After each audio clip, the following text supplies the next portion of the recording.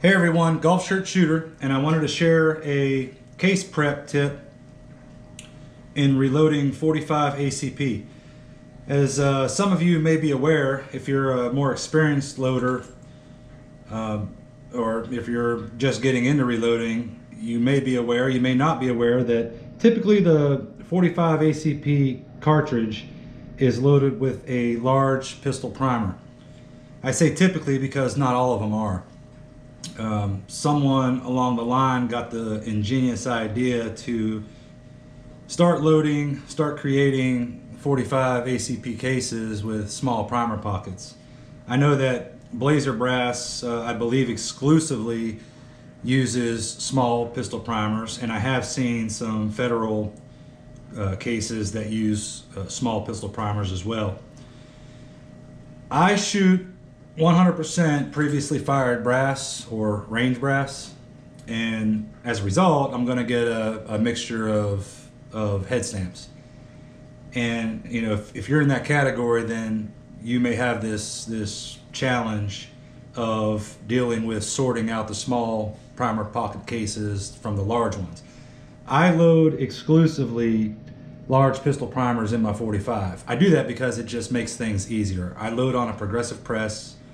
I have a case feeder, and I load a lot at one time.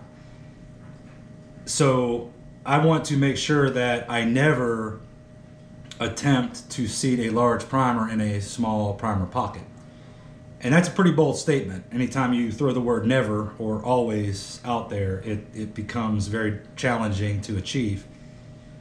I work in manufacturing for a living, and I've learned that anytime you can incorporate tooling into your process tends to be much more efficient, oftentimes much faster, and from a quality control standpoint, you experience much less in terms of defects, and oftentimes you can mitigate your defects down to zero. So what I did was I thought of a way to implement tooling into my process. I will tell you before I begin and I demonstrate this that whether you load on a single stage or on a progressive like I do, you will have to take at least one single stage step, and that is resizing and depriming all of your brass prior to loading it. Now I do that primarily because of the way I clean my brass. I wet tumble in stainless media, and I like to get the insides of the cases as well as the primer pockets perfectly clean. When it comes to reloading a quality cartridge, that is not necessary. However, in order to execute this technique, it will be necessary, otherwise you cannot use your tooling. I used to clean all my brass, all calibers, with walnut media, and then I would polish them in corn, but I cleaned prior to resizing and depriming. Ever since I started reloading 7 years ago, I have always resized and deprimed, even when I dry tumbled. The reason for that is I case gauge all of my cases prior to reloading them. It helps me find any cases that are cracked, and that improves my that decreases the number of defective rounds I produce in any given reloading session. I shoot a lot, I reload a lot, and when I do reload, I reload in large batches. I also process my brass and prep it in large batches. So I will tell you that when I found out that cases 45 cases had small primer pockets, like many of you might already do or currently do, I would flip the cases up and physically look at the primer pockets. And that's fine. That's perfectly acceptable. There's nothing wrong with that. The problem though is as I explained, I was going through large batches of brass, and I found that, at least for me, I was having difficulty after a few thousand cases determining which ones were small and which ones were large. My eyeballs were literally going cross-eyed on me. So if that's your case, or, no pun intended, if that's your situation and that's why you're watching this video, this technique might be able to help you. If you're only doing 50 rounds or 100 rounds or hell, even a couple hundred rounds, you probably don't need to do this. You can physically see them, but again, for me, doing large quantities of brass and processing large quantities, it was very difficult. And again, remember, my goal was to never attempt to seat a large primer in a small primer pocket.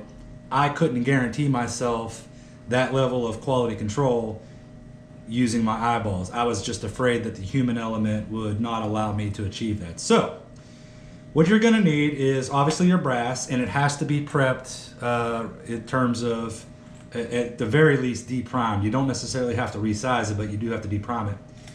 You're going to need a couple ammo trays or possibly reloading trays. I say possibly because I don't have any reloading trays.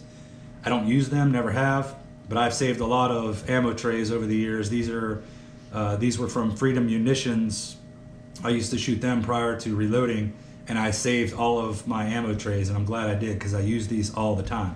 So you're going to need your brass prepped, you're going to need your ammo trays, and you're also going to need a large primer pocket cleaning tool. This is a Lyman, but you don't have to use Lyman. All the manufacturers make these, and it's the tool that has the I don't know, the single flat blade, if you will. Looks like a standard screwdriver edge on it. And then again, for the large primer pockets. So that's all you're going to need for this. And basically what you're going to do is you're just going to dump your brass into the tray, and you'll notice that most of the brass will seat itself mouth side up.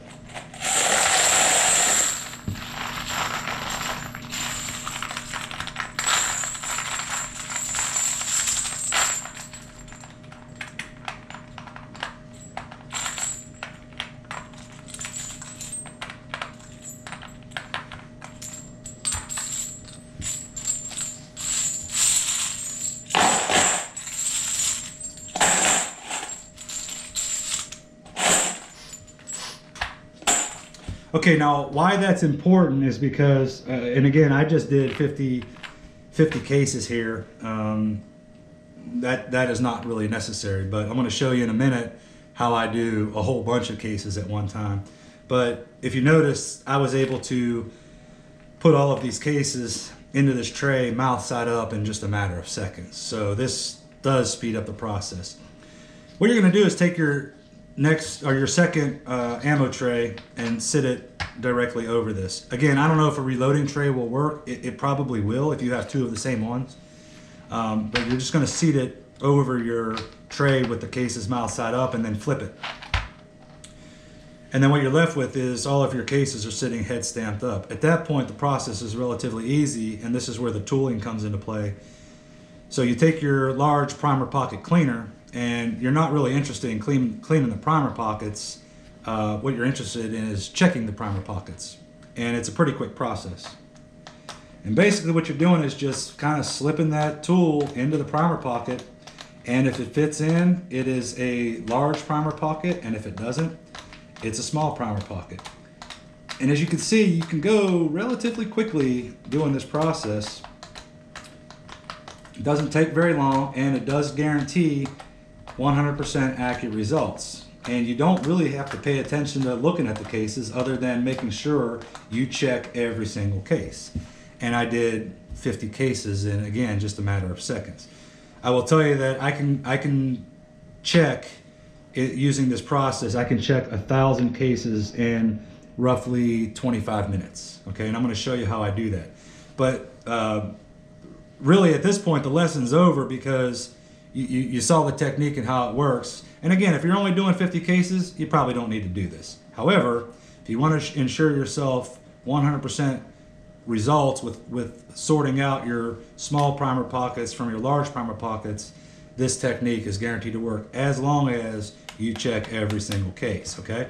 So I'm going to show you how I do it from a mass processing standpoint. And at this point, I had to utilize my creativity a little further. And I built this. I don't know what you call it. I call it a box, all right? And all this box is, what I did was I took my ammo trays that I had from Freedom Munitions and I stacked them up just like this, right? And I measured them and I built a box around them, all right? I have two layers of 45 trays. What I mean is up under here is another layer of trays, and then underneath that layer is 9mm trays. I use this box all the time when it comes to sorting, checking, looking inside of cases, looking for Berdan primers or whatnot. But this has enabled me to process and sort brass and check things like primer pockets in much higher volume, much faster. If you do something like this, again, just save your ammo trays, or you might be able to go and buy some, or use reloading trays, and make sure if you build a box that you build one with a lip around it so that none of the brass falls off. But I'll go ahead and demonstrate how this works. It's really the same concept.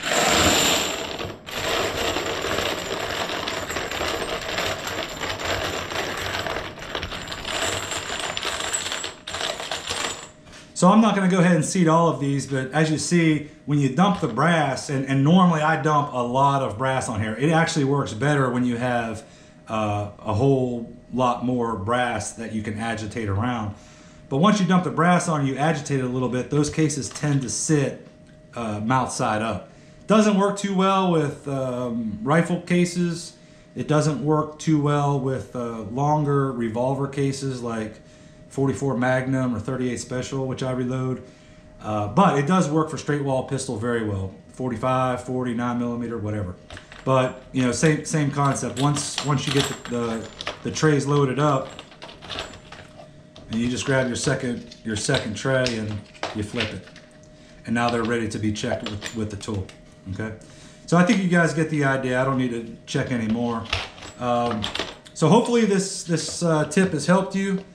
Hopefully you might be able to take some ideas from it and steal them, modify them. I wanted to make this video for you guys because I think it's important that, you know, we share ideas. Most of the techniques in which I have incorporated into my reloading processes, I have either read in books or online. I have learned by talking to reloaders who are smarter than me. Or I've watched videos, or the other way is I just figured out through trial and error a better way of doing it. And for me, this is a better way of doing it. It's pretty quick and ensures 100% accurate results. I don't ever have to worry about accidentally trying to seat a large primer in a small primer pocket. And again, you could process it pretty quickly. So hopefully you guys take something from this, steal it. Please leave some feedback.